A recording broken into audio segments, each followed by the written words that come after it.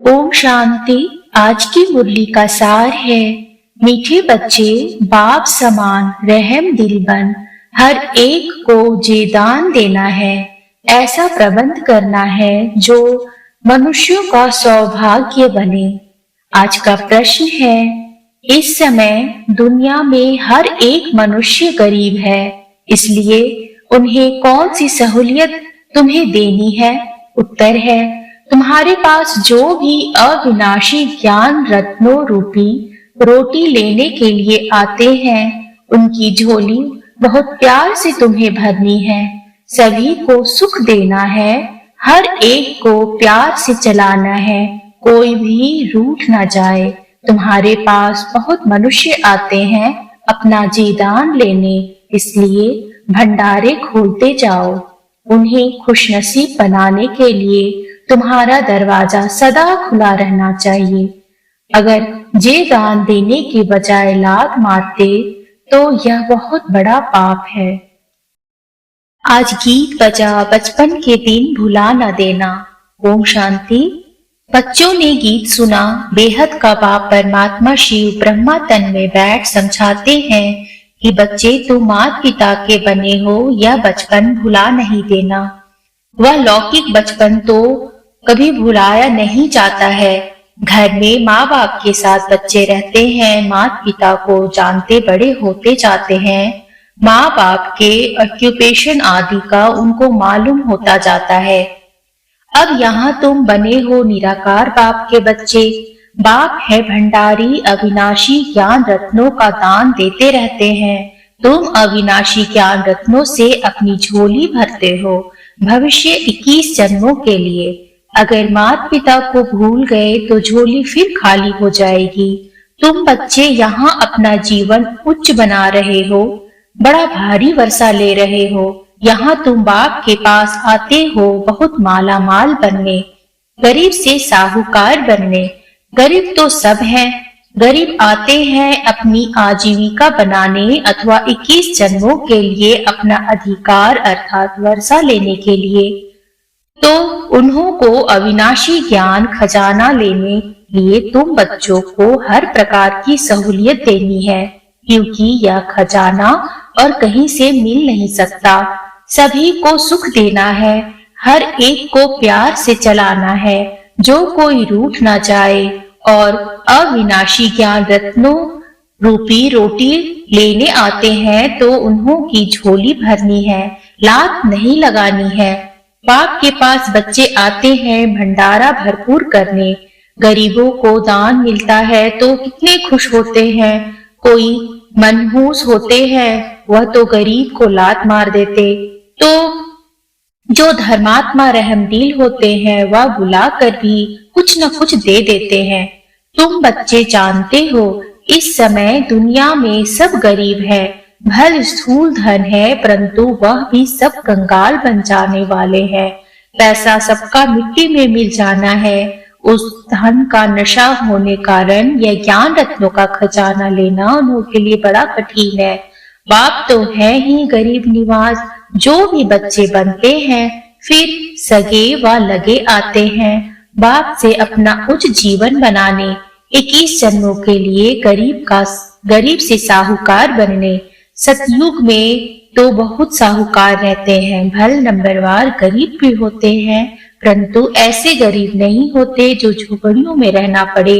यहाँ तो कितना गंद में रहते हैं, वहाँ ऐसी बात नहीं। तो जहाँ तुम्हारे सेंटर्स हैं, ब्रह्म कुमार कुमारियां हैं, उन्हों के पास बहुत मनुष्य आते हैं अपना जीदान लेने लिए। तुम बच्चे भंडारे खोलते जाओ जीदान देने लिए। यह कितना पुण्य होता है। अगर भंडारा खोलकर फिर बंद कर दे तो बताओ इतने सबका हाल क्या होगा, दुखी होंगे। हम जानते हैं बेचारे बहुत दुखी कंगाल हैं, यहाँ आकर खुशनसीब बनते हैं। उनके लिए सदैव दरवाजा खुला रहना चाहिए। भविष्य 21 जन्मों का वर्षा मिलता है, सदा सुखी बनते हैं। तो कितना दान देना चाहिए। शिव बाबा जो तुमको अविनाशी ज्ञान रत्न देते हैं वह फिर औरों को देना है। राजधानी स्थापन हो रही है ना, लक्ष्मी नारायण का राज्य था, अब नहीं है, फिर हिस्ट्री रिपीट होगी। तो बाप राजयोग सिखलाते हैं, तुमको फिर औरों को सिखाना है। ऐसा प्रबंध करना चाहिए जहाँ बहुत मनुष्य आकर अपना सौभाग्य बनाए। सबको जीदान देना है। अगर जीदान देने से लात मारेंगे तो बहुत पाप चढ़ेगा। बहुत बहुत प्यार से समझाना है। माया ऐसी है जो एकदम बेहोश कर देती है। ट्रेटर अर्थात गद्दार बनते हैं तो पहले से भी बहुत बदतर हो जाते हैं। हर एक सेना में ट्रेटर बनते हैं, कितनी जासूसी करते हैं। अपनी तो लड़ाई है ही माया के साथ। जो बच्चे बनकर फिर माया तरफ चले जाते हैं तो ट्रेटर अर्थात गद्दार बन जाते हैं, बहुतों को दुखी करते हैं। कितनी अबलाएं कन्याएं बिचारी कैद हो जाती हैं। अपना ज्ञान है जबरदस्त। माँ बाप का वर्षा विष पीना पिलाना बंद हो जाता है। यह बहुत बुरा धंधा है, इसलिए बीती सो बीती। आधा कल्प तो सब पतित बनते आए हैं। अब बाप कहते हैं, बच्चे इनसे तुम्हारी बहुत बुरी गति हुई है। अब इस धंधे को बंद करो। यह पतित दुनिया है। इसे कोई 16 कला संपूर्ण निर्विकारी दुनिया तो नहीं कहेंगे। संपूर्ण निर्विकारी थे सूर्यवंशी। राम सीता को भी चंद्रवंशी क्षत्रिय कहेंगे। मनुष्य तो उन्हों को भी भगवान समझ लेते हैं। तुम बच्चे जानते हो सूर्यवंशी और चंद्रवंशी में रात दिन का फर्क है। वह 16 कला संपूर्ण नई दुनिया के मालिक, वह 14 कला संपूर्ण। 2 कला कम हो जाती है, दुनिया कुछ पुरानी हो जाती है। सूर्यवंशी का नाम बाला है। बच्चे कहते भी हैं, बाबा हम तो सूर्यवंशी बनेंगे, 2 कला कम भी क्यों हो। स्कूल में अगर कोई नापास होते हैं तो माँ बाप का भी नाम बदनाम करते हैं। पास होते हैं तो खुश होते हैं, नापास होते तो दिल घबराती है। कोई कोई तो डूब मरते हैं। जो फुल पास होते हैं वह सूर्यवंशी लक्ष्मी नारायण के घराने में जाते हैं। कल्प पहले भी ऐसे हुआ था। बरोबर इस समय बाप आकर पहले ब्राह्मण कुल स्थापन कर उनको बैठ पढ़ाते हैं, जो फिर सूर्यवंशी चंद्रवंशी बनते हैं। इसमें पढ़ना और पढ़ाना है, नहीं तो पढ़े हुए के आगे फिर भरी ढोएंगे। यहाँ तुम्हारे सामने एम ऑब्जेक्ट है, यहाँ अंधश्रद्धा हो नहीं सकती। समझाया जाता है, हम पाठशाला में पढ़ते हैं, मनुष्य से देवता बनते, साक्षात्कार भी किया है। तब तो कहते हैं हम लक्ष्मी नारायण बनेंगे। सो ऐसी थोड़ी ही बनेंगे, सिवाय बाप के कोई बना न सके। वह गीता सुनाने वाले भी कोई ऐसे नहीं कहेंगे कि हम राजाओं का राजा बनाते हैं। मन मना भव मेरे बच्चे बनो, वह जो प्रजापिता ब्रह्मा और जगदम्बा ही कह सकते हैं। अपने को कोई प्रजापिता ब्रह्मा भी कह न सके। कितना भी झूठा वेश बनावे परंतु यह बातें समझा न सके। यह तो शिव बाबा ही समझाते हैं। मनुष्य थोड़े ही कहेंगे मन मना भव। वो चक्र का राज थोड़े ही समझाएंगे कि कल्प कितने वर्ष का होता है, चक्र कैसे फिरता है, कोई नहीं जानते। तुम बच्चों को बहुत नॉलेज मिलती है, मोटी बुद्धि इतना पढ़ नहीं सकेंगे। इम्तिहान में बहुत कड़ा, ICS इम्तिहान में भी बहुत थोड़े साहस रखते हैं। गवर्नमेंट भी समझाती है इम्तिहान कड़ा कर रखें तो कम पास होंगे। यहाँ भी लिमिट है। 8 नंबर 1 जाते हैं, फिर 108 हैं। इस समय करोड़ों भारतवासी होंगे, उनमें भी जो देवी देवता धर्म के होंगे वह निकलेंगे। 33 करोड़ देवताएं गाए जाते हैं, उनमें 8 नंबर 1 सूर्यवंशी बनते हैं। फिर प्रिंस प्रिंसेस भी बहुत होंगे ना। इम्तिहान बहुत बड़ा भारी है। 8 विजयमाला के दाने बनते हैं। इसमें भी एक तो है मम्मा कुमारी और यह भी है बूढ़ा। मम्मा जवान है, अच्छा पढ़कर पद पाती है। यह भी बूढ़ेपन में पढ़कर इम्तिहान तो पास करते हैं ना। बाप से वर्षा लेने में मेहनत की बात है। तुम बच्चों को भगवान पढ़ाते हैं। यह तो बड़े ही भाग्य की बात है जो भगवान का बनकर फिर उनकी सर्विस में लग जाएं। सिंध में तुम सब आए, फिर उनसे कितने तो टूट गए, बाकी जो तीखे निकले उनकी तो कमाल है। कितने को आप समान बना रहे हैं, तो आफरीन देनी पड़े ना। भट्टी से 300 निकले नंबरवार, अब तो हजारों में हो गए हैं। नए नए सेंटर्स खुलते जाते हैं। कितने मनुष्य आकर अपनी जीवन हीरे जैसे बनाते हैं। बनकर फिर औरों को बनाना चाहिए। मुरझाए हुए सूरजीत करना है, बड़े प्यार से एक एक को हाथ करना होता है। कहाँ बेचारे के पैर खिसक न जाए। जितना जास्ती सेंटर्स होंगे उतना जास्ती आकर जेदान पाएंगे, पावन हीरे जैसा जीवन बनाएंगे। अभी तो पतित कौड़ी जैसा है। तो बाप कहते हैं पुरुषार्थ कर सूर्यवंशी में आ जाओ। बाप को याद करो। ऐसे नहीं कहते कि ब्रह्मा विष्णु शंकर को याद करो। बहुत मनुष्य पूछते हैं शंकर का क्या पाठ है, प्रेरणा से कैसे विनाश कराते हैं। बोलो, यह तो गाया हुआ है, चित्र भी है, इस पर समझाया जाता है। वास्तव में तुम्हारा कोई इन बातों से कनेक्शन है नहीं। पहले तो समझो, हमको बाप से वर्षा लेना है। मन मनाम हो जाओ। शंकर क्या करता, फलाना क्या करता, इसमें जाने की दरकार क्या है।